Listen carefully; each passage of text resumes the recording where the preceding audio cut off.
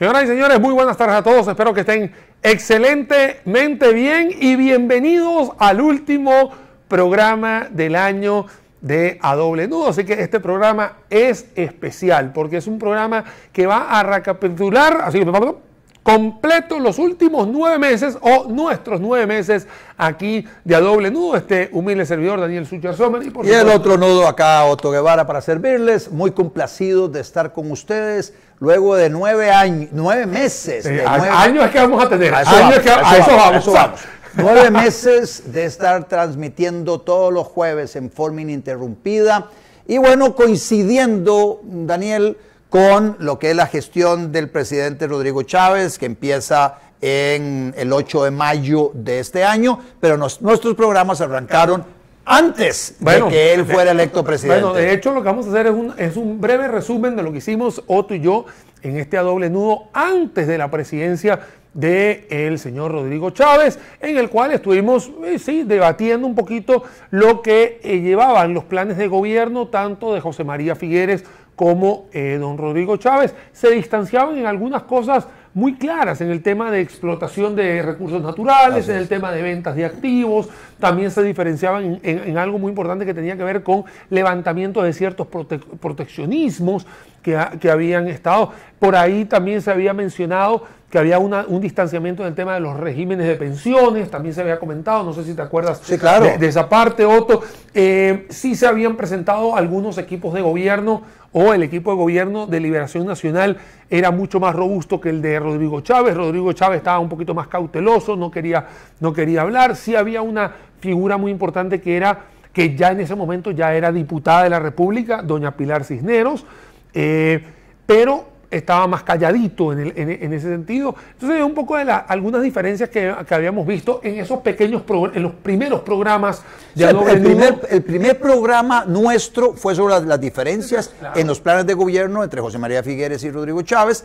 El segundo programa nuestro fue, una vez ya elegido Rodrigo Chávez como presidente, ya nos metimos ya en mayor profundidad para más o menos otear qué nos podía esperar a nosotros sobre una presidencia de Rodrigo Chávez. Y te acordás que él fue a cuentagotas colocando a cada persona en el gobierno. De hecho, el primer anuncio fueron 12. Sí. De hecho, nosotros dedicamos todo un programa para analizar los perfiles de esas 12 personas, en las cuales ya hoy no está Laura Bonilla con el gobierno, ya no está hoy Álvaro Ramos, director ejecutivo, en aquel momento el presidente ejecutivo de la Caja.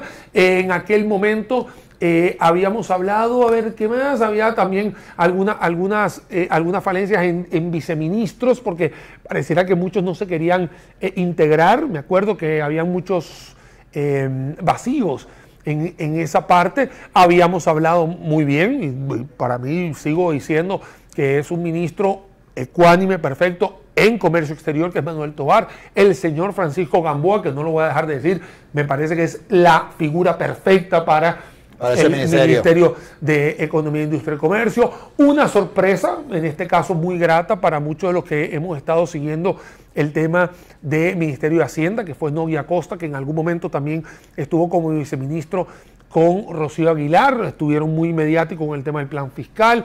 Luego salen casualmente por Rodrigo Chávez, o sea, salen por un tema de discordancia con Carlos Alvarado. Después vino Rodrigo Chávez ya había escuchado de Nogui Acosta, lo coloca acá.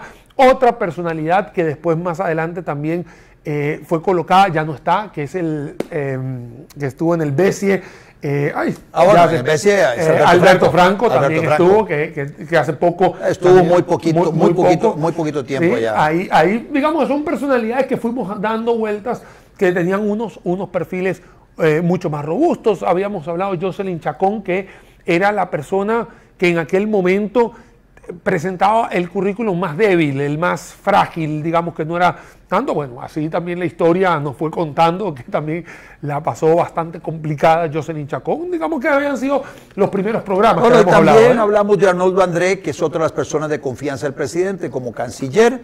Y luego también el papel de Natalia Díaz, que Natalia le da la adhesión a él luego de la primera ronda y se convierte en una persona Bueno, en una persona que llegó a jugar un rol protagónico en la escogencia o elaborar los perfiles de las diferentes personas, porque acordate que él también invitó a la ciudadanía a mandar el currículum, y en ese proceso fue que salió, que escogieron por ejemplo a Luis Amador, que se ha convertido en un ministro muy mediático, muy protagónico, el ministro de Obras Públicas y Transportes, y así varias personas mandaron el currículum. Natalia Díaz fue la responsable de llegar y clasificar y preseleccionar. Bueno, por ahí también estuvo una persona que hasta el sol de hoy sigue estando y muestra una solidez, que es el señor Franz Tattenbach, extraordinario ministro y funcionario. Está yo le digo la doctora Müller, ¿no? Bueno, Ana Caterina Müller, la ministra de Educación, que también le ha pasado con varios problemas batallas campales. No es sencillo liderar una organización que tiene 95,000 funcionarios, claro, por supuesto. Y además muy dentro de la mentalidad estatista, entonces busca hacer algunos cambios. Es como tratar de darle vuelta al Titanic muy rápido. El Titanic, entonces es un transatlántico, y entonces para darle vuelta a un bicho de esos se tiene que hacer paulatinamente. Bueno, ahí había habido zipizapes en el tema de educación, pero además que le tocó negociar casi que entrando nomás la transferencia a las universidades del Estado, el Fondo Especial de la Educación Superior, y ahí se empezó a echar un pulso con todo, con ARE. Interesante, ahorita vamos a comentar sobre eso, porque luego de chispas que salieron, el presidente rápidamente se dio cuenta que iba a pagar un costo político muy alto y rápidamente reculó en una decisión que se había tomado inicialmente. Bueno, también está Juan Manuel Quesada, que lo colocan de presidente de Recope, que también no la vio buenas, ¿no? Porque apenas estaba entrando con el pico alto de la gasolina, que de hecho llegó a 1.000 colones, un poquito más el litro, o sea que también la ha tenido que guapear difícil. Está Acuña, que es el que está Marco Acuña, que es el que está en el ICE. Muy ejecutivo en el ICE. Guzmán también, Roberto Guzmán, en Acueductos, que viene de Recope, que va para Acueductos. Extraordinario funcionario. Han hecho buen trabajo, digamos, los que hasta el sol de hoy siguen estando liderando las instituciones. Entonces, han habido cosas muy interesantes, y también me parece algo muy interesante, Otto, no sé si coincides conmigo, que se rompe con el paradigma de gobernabilidad, porque habíamos hablado sobre, en aquel momento, los primeros, José María Figueres con Chávez, que Chávez decía, cuando llegue, si no lo hago por referéndum, lo hago por decreto, si no lo hago por... O sea, aquí se hace ejecutivo. Así es. Que era una de las despreciando un poco la Asamblea Legislativa, diciendo, bueno, no me voy a desvelar, tengo solo 10 diputados, porque ya para entonces se sabía que la bancada era pequeña, tengo solo 10 diputados de 57, y si la Asamblea Legislativa se me pone chúcara, bueno, de todas maneras, por decreto puedo hacer mucho, y si no, voy a consultar al pueblo a través del referéndum, que dicho sea paso, dejó de mencionar el referéndum. O sea, ya prácticamente salió de su discurso, pero también ha dejado, se ha acercado más a la Asamblea Legislativa a construir alianzas con fracciones legislativas con las cuales podría tener algunas coincidencias. Y ya vemos que en algunos proyectos están alineados, o en algunas votaciones. El tema del defensor de los habitantes tiene que ver con también esa alianza que se da en ciertos sectores en la Asamblea Legislativa frente a un sector más socialista, estatista, que es el Frente Amplio y el Partido de Liberación Nacional. Te voy a contar una cosa que es lo que ha pasado, ¿no? Y yo creo que aquí la norma ha sido tener la costumbre de que el miércoles a mediodía lo tienes en vivo. O sea, tienes al presidente en vivo respondiendo sin ningún tipo de libreto a preguntas por todos lados, ha agarrado a los periodistas y les ha dicho, la pregunta dura 30 segundos. O sea, ha sido como algo diferente, porque de verdad rompe el paradigma de lo que tenías anteriormente. Sí. Anteriormente tenías, Otto, disculpa acá, anteriormente tenías, vamos a una rueda de prensa, tenías algo más kilométrico, acá estás yendo al grano, esto es lo que voy, esto es lo que hago. Claro, a veces son bombas nucleares, a veces de repente son bombos y platillos, ¿no? Sí, sobre ese tema, aquí tengo algunas notas que estuve digamos, rescatando sobre el perfil del presidente. Y entonces vos mencionaste la comparación con los presidentes anteriores. Sí. Tuvimos a Carlos Alvarado, Luis Guillermo Solís, más atrás Laura Chinchilla, los últimos 3 presidentes, tal vez, que alguien que la gente guarda en su retina. Y en los 3 casos de estos 3 presidentes, a nivel de conferencias de prensa, muchas veces era un ministro el que la conducía o el ministro de la presidencia, el presidente ni siquiera se aparecía, etcétera. Más o menos hacían, pero no tenían el protagonismo que han tenido las conferencias de prensa en esta administración. Vemos en Rodrigo Chávez un estilo que no lo vimos en los anteriores. Es mucho más ejecutivo, es un estilo totalmente vertical, le gustan los reflectores, disfruta de la confrontación con periodistas y con otras personas en ese entorno. Es una persona, es un gobierno bastante personalista, o sea, es Rodrigo Chávez y lo que él diga, y vos no ves a ministros, digamos, haciéndole sombra o teniendo un protagonismo que compita con el de él, como pudo haber sido Rodrigo Arias como ministro de la presidencia con su hermano Oscar Arias como presidente de la República. Mira, yo creería que la única persona que en algún momento le pudo haber hecho una sombra era Luis Amador.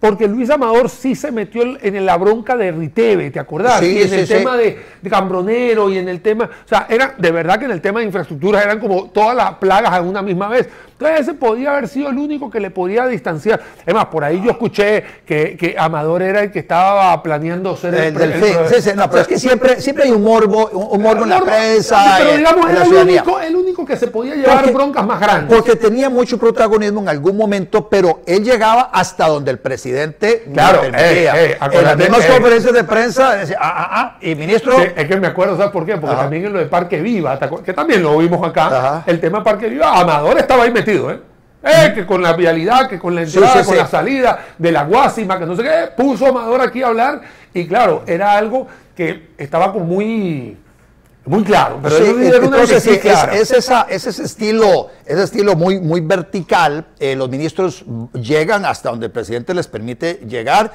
y a algunos no les permite llegar muy lejos. Él les marca mucho la cancha. Es un presidente que tiene muy buena comunicación con el pueblo, ya lo mencionaste. Las conferencias de prensa los primeros meses tenían un rating mayor que, no sé, que el chino. 19,000 personas pegadas en Facebook, 18,000 personas. Sí, hablando en la plataforma, en el Facebook oficial de Casa Presidencial, más todas las transmisiones que se hacían de todos los otros medios de comunicación indirectos que también transmitían en vivo. Era impresionante lo que pasaba los miércoles al mediodía. Eso, con el paso del tiempo, ha venido a menos. Inclusive el estilo, las conferencias de prensa ya son diferentes. Ya no es el presidente allá rodeado al principio era inclusive por todos los ministros, ya ahora es el presidente, más al estilo de las conferencias de prensa de la Casa Blanca en los Estados Unidos. Claro, pero es un podio y el presidente responde algunas preguntas, etc. Pero yo te voy a decir una cosa, también tiene que haber un momento que ya hay que empezar a trabajar. O sea, ya una cosa era hablar y trabajar. Hay algo que, antes de irnos a la pausa, la primera pausa, algo que me ha gustado mucho y lo dijimos acá. Él hizo giras, ¿no? Prácticamente hizo giras por todas las provincias y a mí me encantó mucho. Yo no sé quién fue el mastermind, el que estuvo detrás de esto, pero para cada gira hizo un clip. ¿Te acuerdas? El clip de Paralizón, el clip para Guanacaste, el clip para Punta Arenas. Bueno, Punta Arenas con el equipo de Punta Arenas. Todo eso ha sido también parte de esa comunicación con el pueblo. Que algunos le dicen populista o no. Bueno, vamos a verlo, vamos a la pausa y seguimos hablando de este resumen de los 9 meses de A Doble Nudo que coinciden prácticamente con el tiempo que ha llevado Rodrigo Chávez en el poder. Pausa, ya volvemos.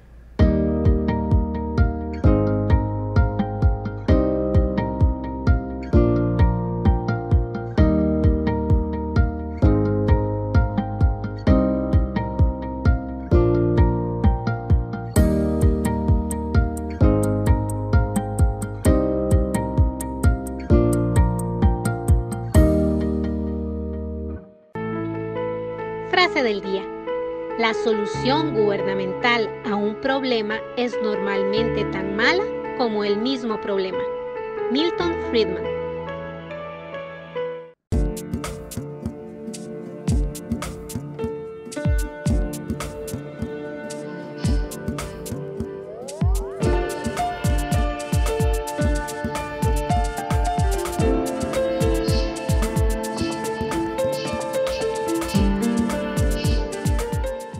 Aquí estamos de vuelta, segunda parte de este resumen del año 2022, porque prácticamente estuvimos con ustedes 9 meses aquí en A Doble Nudo, así que bueno, estamos repasando todo lo que ha sucedido en estos programas. Ya hemos visto no solamente la contienda electoral, ahora sí un poquito lo que ha sucedido ya en la implementación del nuevo gobierno que tenemos, un gobierno que prometía tomar decisiones rápidas y que mucha gente decía, no hombre, aquí en Costa Rica, la hora tica, aquí la verdad que hay que pedirle un permiso, un pie para mover el otro, y nos dimos cuenta, Otto, que con un plumazo se tiraron lo del aguacate, un plumazo se tiraron lo del arroz, un plumazo se tiraron el convenio con Cuba, y así hemos visto algunos plumazos, y plumazos digo yo, en la rueda de prensa, cosa que estábamos hablando antes de la pausa, llegaba aquí, páseme aquí, ministra o ministro, firmo aquí, y aquí está la decisión.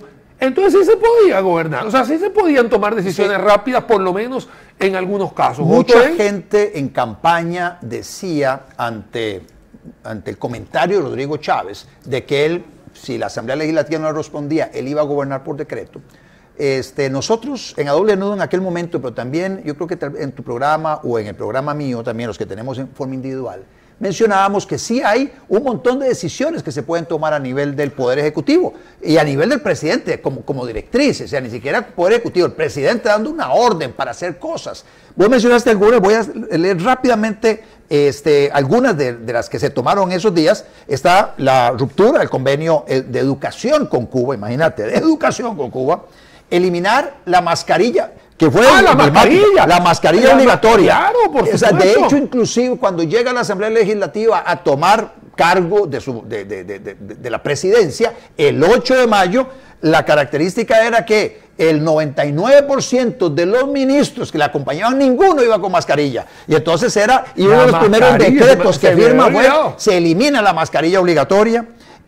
Lo del aguacate que mencionaste, se va a respetar la decisión de la Organización Mundial del Comercio y entonces vamos a eliminar todas las barreras legales de entrada al aguacate Hass mexicano que ya ingresó a Costa Rica. El decreto para eliminar el precio mínimo del arroz. Y lo del aguacate, como toda competencia, cuando empezó a entrar el tipo Hass, bajó el precio. Incluso en un momento que era inflacionado en el mundo, ¿sabes? Los precios del aguacate empezaron a bajar sustancialmente. El decreto para eliminar precio mínimo de arroz, el arancel del 36% lo bajó al 4%, y la fortificación del arroz, o sea, que no tuviera que venir fortificado como barrera no arancelaria de entrada al país, sino que acá el que importaba ya luego lo fortificaba si quería o no. Y habían muchas cosas, Otto, muchas cosas del tema, el tema de los agroquímicos, se metió también con los agroquímicos. El decreto de los agroquímicos, también empezó la consulta pública para los honorarios, para modificar mediante decreto las tarifas mínimas de los honorarios profesionales. Y te voy a decir una cosa, yo me acuerdo cuando él agarró y le dijo a Francisco Gamboa, hay que quitar un poco de nudos. Sí. Hay un poco de nudos que han ido, de hecho ya Francisco lo dijo, en noviembre hay 40 nudos que se quitaron, ahorita en febrero vuelve a meter otros, o sea, pero han sido simplemente órdenes que se han dado. Así es. Y que en realidad esas órdenes son directrices que se podían haber dado siempre. O sea, no había que esperar a que suceda todo esto. No se requiere una ley para que se tomen ciertas decisiones. Ya hay competencias que le da la ley de administración pública al presidente para que tome decisiones. Te voy a dar otra antes que la diga. Sí. Ahorita que tiraste de educación, prueba Faro, afuera las pruebas Faro. La eliminación de las pruebas Faro, que nunca servían desde el principio. Y que para lo que sirvieron al final fue para que se le violentaran derechos a los niños. ¿Te acordás cuando los utilizaron a los de quinto y sexto grado para sacarles información? Como una especie de censo ahí. Sí, pero claro, con información muy sensible de las familias de donde ellos venían, pero además sometiéndolos a unas pruebas de varias horas de duración con la amenaza de que si no llenaban todo el formulario no pasaban a sexto grado. También el tema con los puentes y las lluvias y la forma en que acometieron la reparación y ordenaron que había unos puentes por aquí o por allá para que los llevaran a la zona de San Carlos, no se resolvió en el plazo tan rápido que se había señalado, pero finalmente se resolvieron todos esos problemas que había con estos puentes. También el tema de decir, ¿sabe qué? No vamos a renegociar con Riteve. Lo dijeron, entrando nomás. no vamos a renegociar con Riteve los términos, esto hay que sacar una licitación, vamos a sacar una licitación para otorgarle en precario a alguien por 2 años esto, mientras hacemos una licitación internacional, abriendo el espacio para muchos otros oferentes, y entonces vamos a abrir las puertas para que Riteve u otros entren a participar. Bueno, finalmente se la adjudicó a DECRA y ha habido una reducción que ya tenía que darse, porque toda la infraestructura que había construido Riteve ya está libre, y ahora le correspondía al gobierno, así que en la tarifa no hay que pagar nada que tenga que ver con esa infraestructura, más que el mantenimiento del equipo. Pero bueno, también se resolvió ese tema que la administración pasada dejó ya no la brasa, el fuego en las manos. Entraron en mayo, y en julio, el 12 de julio, vencía la concesión que tenía Riteve. Bueno, con Caldera ya empezaron a decirme, chavalos, eso es un desastre, esa vaina, y vamos a empezar a hacer lo que haya que hacer para sacar a concesión, ya una concesión internacional, como Dios manda, la administración del puerto de Caldera para el 2026. Otra de las cosas interesantes, Joto, para que antes que vaya siguiendo con el listado, porque hay 2 viajes que a nosotros nos encantó y nosotros lo vimos, el viaje a Davos y el viaje a Los Ángeles.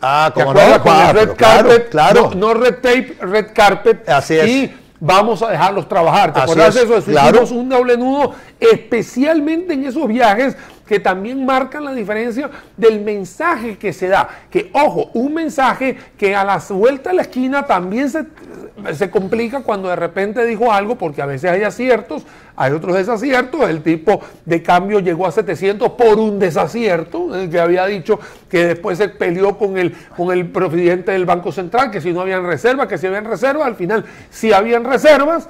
Entonces todo el mundo dijo, ok, sí. Pero nos pusimos nerviosos, pusimos un 700, ahora hoy estamos cercanos a los 600, pero ahí también nos damos cuenta que han habido desaciertos, cosas que vamos también a seguir diciendo desaciertos, pero eso también va por allá por mayo, junio, ¿no? Han pasado cosas también, a ver, el tema, ¿te acordás de los bonos proteger? Que le dijo, hay gente que recibió el bono proteger, papito, y usted no se merecía el bono proteger porque usted es funcionario público y usted recibía el 100% del salario.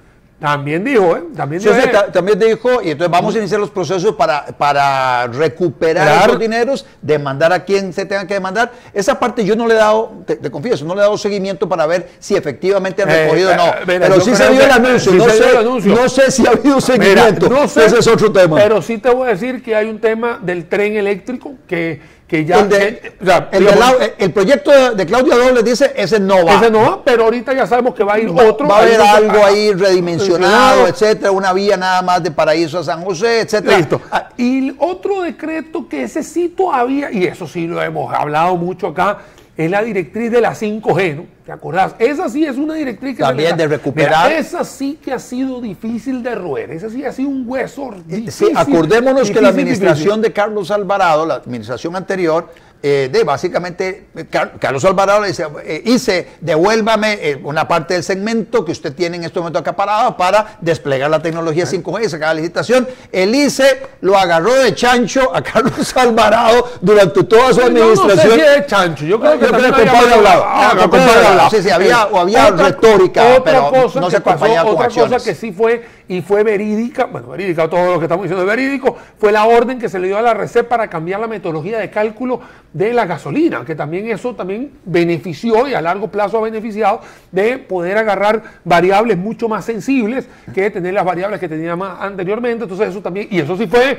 a RECEP, hágalo porque si no usted es el que está una presión muy fuerte de RECEP para que se dé ese cambio. Y acompañado también por otra decisión que toma la Junta Directiva del Recope, liderado por su presidente ejecutivo, para mejorar inclusive los procesos de compra de hidrocarburos. Y entonces, inclusive hacer una licitación internacional. Antes se la adjudicaba prácticamente al mismo oferente, ahora se hizo una licitación internacional, se compró a futuros. A futuros, que era lo que había que hacer. Claro, comprando futuros, se logró una reducción sustancial en el precio de los combustibles. Y te voy a contar una cosa, allá en Moín hay unos tanques que estaban sin hacer nada, simplemente para la foto. Entonces llegó Juan Manuel y dijo, estos tanques me los lavan, me los pintan y se utilizan para poder comprar más gasolina y así poder tener mayor surtido y más. O sea, también hay un tema de optimización de los activos que también tiene Recope. Entonces, digamos que eso es cosas... también con Recope, para no dejarlo por allá, toma la decisión de desmantelar todo lo que tenía que ver con el proyecto de la refinadora vieja, una que se había refaccionado a principios de los 90, de los 90, entonces no, mire, toda esa vaina, venda como chatarra, lo que tenga que vender como chatarra, voy a ver qué se puede usar para otros procesos, etcétera. Pero eso no ha sucedido, pero lo que sí pasó pero sí hay una decisión ya que se está ejecutando. Ya, y aquí yo creo, Otto, que muchas de las cosas que estamos hablando son más que todo de ejecución, porque mucha gente me dice, es que eso era una iniciativa de no sé quién, y era una iniciativa de no sé cuánto, y esa es la iniciativa de la Junta Directiva de no sé cuánto. Usted con iniciativas no vive, usted vive del dicho al hecho, tiene que haber poco trecho, y si usted ejecuta, usted es el que sale en la foto. Y o sea, si hay decisiones que toma la cabeza y dice, bueno, esto se hace. Ok, se hace, y sí se hace, porque yo puedo tener la iniciativa, se hace. Pero y si no lo haces, si no lo materializas... Bueno, cosas que se hicieron con el tema de pensiones de lujo, que es un tema también que fue recurrente en la campaña de Rodrigo Chávez. Dice, bueno, aquí hay una gran cantidad de exdiputados que están recibiendo una pensión para la cual no cotizaron y vamos con todo en contra de esas pensiones de privilegio, y ya lo concretaron con procesos de lesividad que se presentaron contra un poco más de 100 exdiputados que están recibiendo una pensión para la cual no cotizaron. Ahí está ya el proceso judicial arrancando en los tribunales contenciosos administrativos. Vamos a ir a una pausa, pero se las dejo picando en el área, ya que estamos post-mundial, ya que estamos con todavía la fiebre del mundial. Hubo aumento de salario a todos los ministros. Pausa, volvemos aquí a Doble Nudo.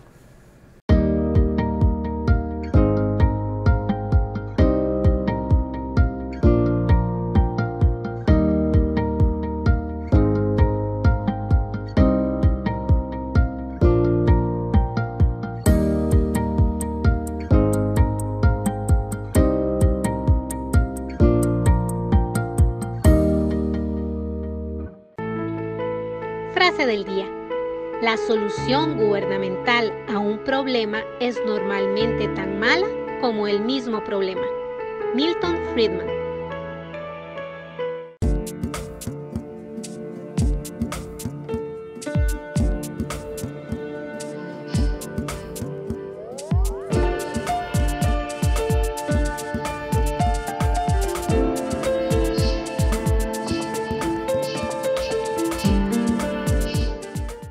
Señoras y señores, bienvenidos al tercer bloque de este programa especial que estamos haciendo hoy, ya prácticamente a la postre de la Navidad y del Año Nuevo que se viene en un par de semanas, no, en 10 días prácticamente.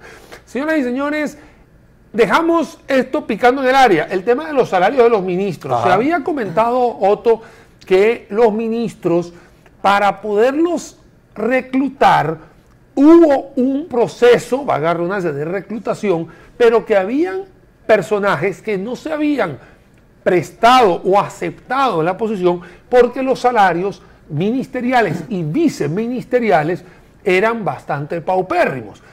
Pero una de las cosas que hizo Rodrigo Chávez es ajustar el salario prácticamente de todos ellos. Esto cayó como balde de agua fría e incluso como balde de agua caliente, pero hirviendo para mucha gente de la población, porque decía, ¿por qué le aumentaron a él o por qué le aumentaron a ella si a nosotros, como gente de la Caja, gente del Ministerio de Educación Pública? Acordémonos que todos los salarios en el sector público estaban congelados, que de la época de pandemia se dijeron, y además aplicando regla fiscal, no se incrementan los salarios de todos los funcionarios públicos. Y los incrementos que se daban en el sector privado eran muy pequeñitos, si lo comparamos porcentualmente con el incremento que se dio en el salario de los ministros. Cuando esa decisión la toma el presidente, una decisión del presidente, una decisión de él. Esta decisión se venía postergando desde hace muchísimo rato. Voy a poner un ejemplo de cómo andaban mal las cosas. El salario del ministro de Seguridad andaba cercano neto a unos 2 millones de colones. Es una persona que tiene que trabajar las 24 horas del día, 365 días del año, enfrentando a criminalidad organizada.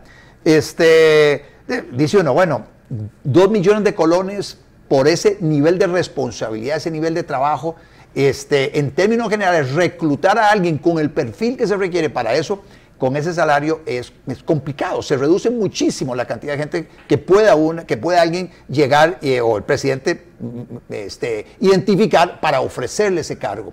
Y ahí, como eso, el canciller recibía como 1,5 millones, el ministro de Ambiente como 1,5 millones, etc. Si el ministro de Hacienda son 2.300.000. Sí, entonces... Eran 2.300.000. Claro, cuando se ve cuánto es lo que gana el Contralor General la Contralora General de la República, cuánto ganan los superintendentes de las superintendencias, el presidente ejecutivo del Instituto Nacional de Seguros, de Recope, de las diferentes instituciones autónomas, cuánto ganan los gerentes de los bancos, etcétera.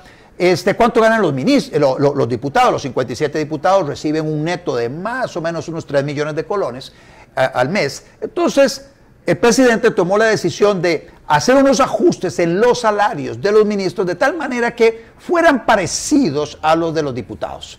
Entonces, bueno, de hecho nosotros en Doble Nudo acá, cuando nosotros tocamos el tema de los salarios, habíamos dicho que el nivel de responsabilidad que tenían todos estos ministros es no solamente de tomar decisiones, sino que tienen que estar al frente de todo esto. O sea, hay una exposición mediática que te da que debería ser comparada, así lo dijimos nosotros, que debería ser comparada por lo menos con los diputados. Así es, o sea, por lo menos. Y habíamos dicho en ese programa que todavía había más exposición, que debería todavía haber un escalón más de los diputados, pero por lo menos llevarlos al nivel de diputaciones, que son los 4 millones en bruto, digámoslo así. En bruto son 3 millones netos, así es. Así mismo, y así lo habíamos dicho. Y bueno, y que había gente que estaba muy irritada, que decía, ay, ¿por qué se le aumentaron a esto? Y la verdad, póngase a pensar, o sea, póngase usted que está viendo el programa, póngase a pensar. Estas personas, si usted agarraría una posición así, hey, ojo, usted primero está dejando algo que está haciendo, ¿no? Porque acuérdense que esto es una dedicación exclusiva, no es que el ministro tienen prohibición para dedicarse a cualquier otro tipo de actividad económica. Empezando por ahí, o sea que no es a tiempo parcial, no déjame ver dos días, estoy trabajando desde la casa, no, esto es un tema 24/7, más que usted está trabajando. Y este tema que mucha gente te dice, no, es que se pone la camiseta, trabaja por el país, etcétera. A ver, esa persona, hombre o mujer, también tiene compromisos, puede ser que tenga núcleo familiar, tiene deudas igual que tú. O sea, estás dejando de hacer una cosa para poder hacer otra y al final termina siendo un trabajo. Asumiendo el riesgo de que, como es jerarca en sede administrativa de todos los procesos administrativos tú me comentabas que contratación administrativa, todo lo que es el manejo del personal, etcétera.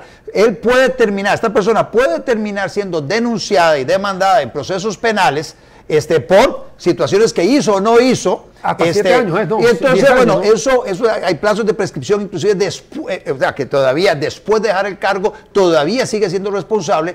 Y entonces el tema es que por esas demandas que le hagan, va a tener que buscar quién le defienda privadamente, pagarlo de su peculio, de su bolsillo, pagar a quien le defienda. Entonces, sí, hay responsabilidades muy importantes. Nosotros siempre defendimos esa posición del presidente. El presidente, y lo que hizo fue apostar parte de su capital político para decir, hay que hacer bien las cosas. Esto es una deuda que se viene arrastrando hace muchísimo tiempo, que por demagogia no se había hecho los ajustes correspondientes. Pero también, y él se compró esa bronca, que me parece muy bien. Y te voy a decir una cosa, Otto, y también podría abrir, vuelvo a repetir, podría abrir la ventana de que si una persona gana muy poco, podría picarte la mano de abrir una especie de estructura paralela, algún tema de corrupción. Claro.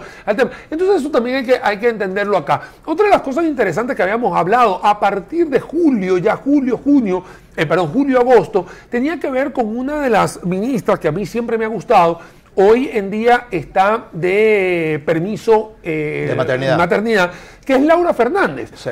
¿Y por qué me ha gustado mucho? Uno, porque ella tiene muchos años de trabajar en el Ministerio de Planificación, es muy joven, creo que tiene 35, 36 años de edad, pero que tiene una madurez bastante buena, bastante interesante, y que ella, antes de su permiso de postnatal, ella dejó plasmado algo que me parece a mí, Daniel, que hace muchos años lo hemos dicho, la reforma del Estado. Nosotros acá hicimos un programa a doble nudo que hablaba sobre las 320 instituciones, las más de 320 instituciones que tiene el Estado costarricense, donde no todas son de gobierno central. Sí, eso hay que aclararlo por los programas. Sí, claro, lo dijimos en nuestro doble nudo. Vos entrevistaste a Johnny Meoño, yo también, y Johnny dice, eso así, sí son como 330, pero hay que sacar las 80 y pico de municipalidades, colegios profesionales. Entonces, ahí se va reduciendo, digamos, ese número de 320, que sí, es verdad, siempre se utiliza ese número para demostrar que ese es el Estado, pero en realidad del presupuesto nacional no se pagan las 320. Ahí sí, en las municipalidades tienen su generación de ingresos, y en el tema de los colegios profesionales, que también le dedicamos un programa completo al tema de la obligatoriedad o no obligatoriedad de los colegios profesionales, pero están incluidos estas 320 instituciones. Lo que sí está claro es que Laura Fernández mostró, ¿te acordás? Casi que un banner. Un banner completo diciendo, hey, aquí lo llevó, yo creo que también lo llevó a la Asamblea Legislativa a presentarle a los diputados todo eso. Y eso lo hizo en el contexto de un proyecto de ley que ella estuvo impulsando, y es, miren, señores diputados, si ustedes van a crear una nueva entidad pública para meterla en este banner, ahí en algún ladito, yo estoy, mediante este proyecto de ley, estamos pretendiendo que ustedes hagan una consulta obligatoria al Ministerio de Planificación con el propósito de que nosotros digamos algo sobre el tema.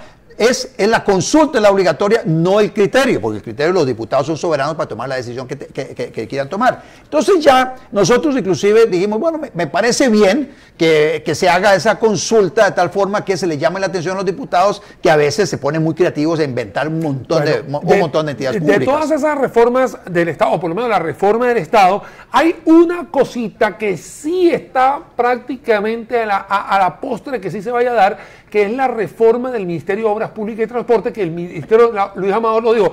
Aquí hay demasiada gente. Aquí tengo CONAVI, tengo COSEBI, tengo CTP, tengo Consejo de Concesiones y Consejo de Aviación Civil. Son 5 tengo consejos. Un montón de gente, y aquí yo tengo prácticamente duplicidades, y creo que el que más ha dado pasos agigantados ha sido Luis Amador en decir, hey, voy a ver cómo organizo este desmadre organizado que valga redundancia tienen en el tema del MOP. Ese proyecto se queda un poquito más adelantado, porque esta administración, mencionábamos en el segmento anterior, que el presidente llegó a tomar decisiones, entonces ya sea a través de decretos ejecutivos o de directrices. Se nos olvidó mencionar ahí la que tomó ahorita de los escáneres, de meter los escáneres finalmente. Lo que pasa es que como estamos barriendo los meses, pero eso está dentro del ámbito de decisiones que toma. Ahora, hay una parte que va a Asamblea Legislativa, ¿ves? No solo ha sido decretos. Entonces, sí, Luis Amador, entrando nomás, presenta la reforma del MOP, luego le hacen algunas observaciones y presenta una segunda versión. Esta segunda versión es la que ya salió dictaminada de la Comisión de Reforma del Estado de la Asamblea Legislativa, donde se concentra nada más en 3 consejos. No se mete ni en Aviación Civil ni el Consejo Nacional de Concesiones. Los otros 3 los convierte en direcciones dentro del mismo MOP.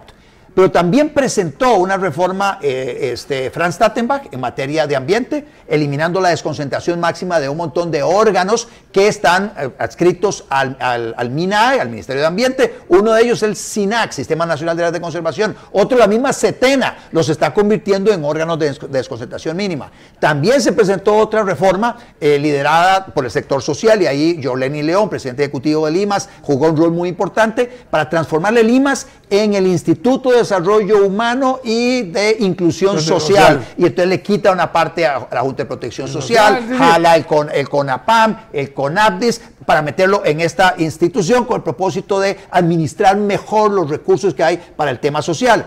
En vivienda hicieron lo mismo. Agarraron el BAMBI, el MIVA, el Ministerio de la Vivienda y el INBU. Y el INBU por ahí. Y un ministerio, ahora sí creado por ley, porque el Ministerio de Vivienda y el Ministerio de Vivienda no está creado por ley. Ahora sí lo crean por ley, donde meten en una sola entidad el INBU, el BAMBI y esta cosa que era el Ministerio de Vivienda. Y otra cosa, antes de irnos a la pausa, otra cosa interesante es que no hay ministro de comunicación, que en algún momento fue Patricia Navarro, ahora no hay. El presidente decía, mire, la verdad es que no vamos a tener ministro de comunicación. Espérate, y ministro del deporte. Digo, no, ministro del deporte se tiene se paga por otro lado, a mí no me pongan ministro de deporte. Agarró a Mari Munive, que es una de las vicepresidentes, le dijo, ¿sabes una cosa?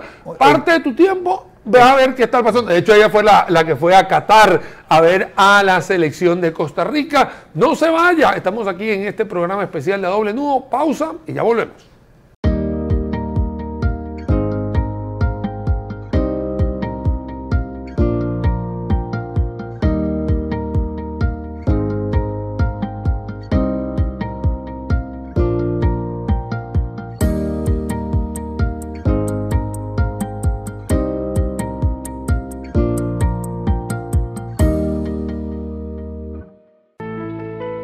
Frase del día. La solución gubernamental a un problema es normalmente tan mala como el mismo problema. Milton Friedman.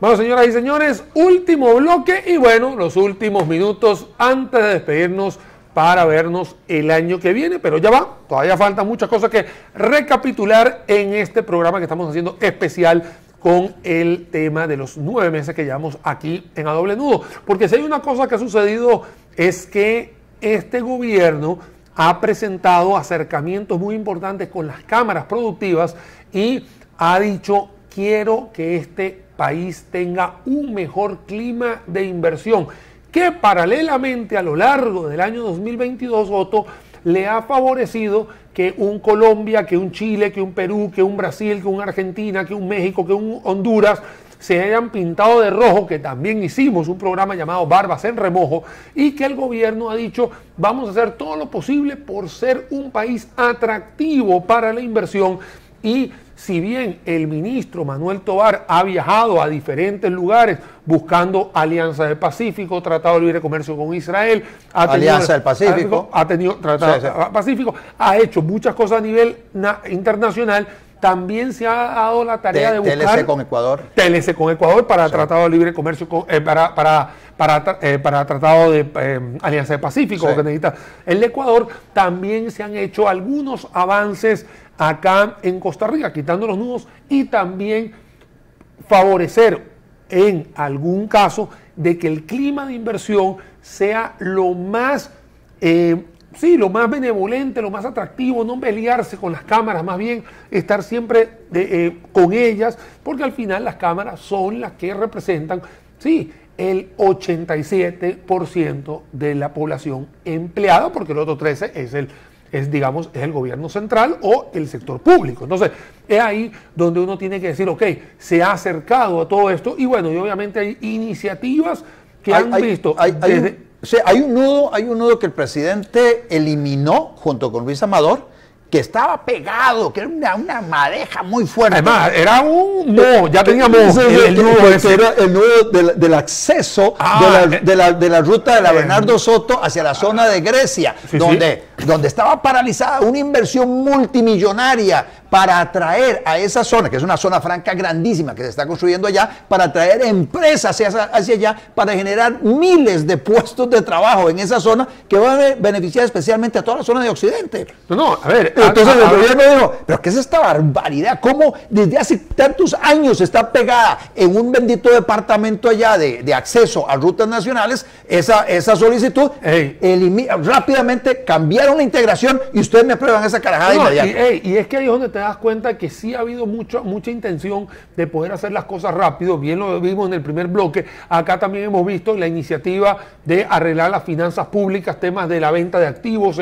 Obviamente ha sido una bronca importantísima con el tema del BCR, el tema de VIXA, el tema de FANAL, el tema del INS. Por ahí se había sumado el tema de Colby, no terminó cojando. Por el tema de la apertura de accionaria de el ICE y o de Recope, eso tampoco llegó. Y la venta de activos ociosos, que eso todavía me queda como tarea para el 2023, pero son cosas también para sanear las finanzas públicas. Pero también bajar el precio de la electricidad con un proyecto que presentaron para meter competencia en la generación eléctrica y posibilitar la exportación también de electricidad. No solamente la competencia eléctrica, sino que los autogeneradores puedan funcionar, que se les pueda comprar y que puedan exportar a Centroamérica, que tanto necesita la electricidad. Eso fue a golpe de septiembre-octubre. En septiembre-octubre, desde el punto de vista económico, también se había venido hablando desde junio, julio, agosto, septiembre, de los eurobonos, famosos eurobonos, que hasta la semana antepasada fue que se dio el aplauso de los eurobonos. No han llegado, pero van a venir.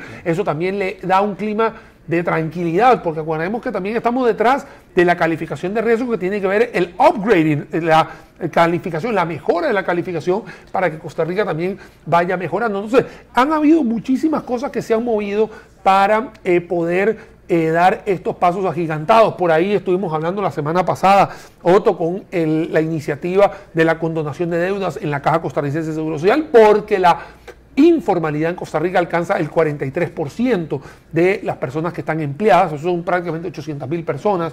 Entonces, se ha dado pasos agigantados para poder mejorar este clima de inversión que, vuelvo a repetir, Panamá y República Dominicana son hoy en día nuestros competidores, no por los bienes ni servicios, sino por los climas de inversión, que si bien en otros países están pintando rojo rojito, que así fue aquel programa de Barbas en Remojo, claro, Barbas en Remojo, es también importante lo que ha sucedido. Me parece a mí que no meterse en problemas con Nicaragua. De hecho, Daniel Ortega también ha querido tirar esa...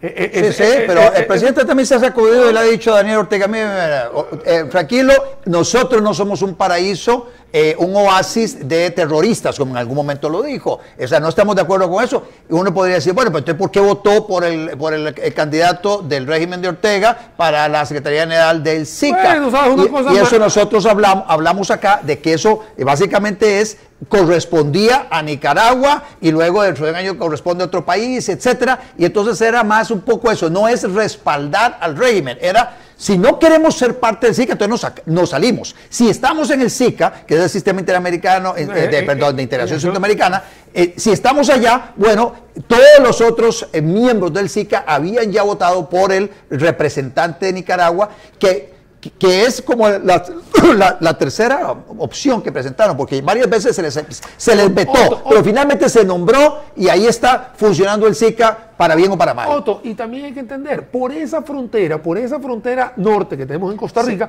pasan más de $1.000 millones de dólares. Es el tema de realpolitik. Mira, ¿sabes una cosa?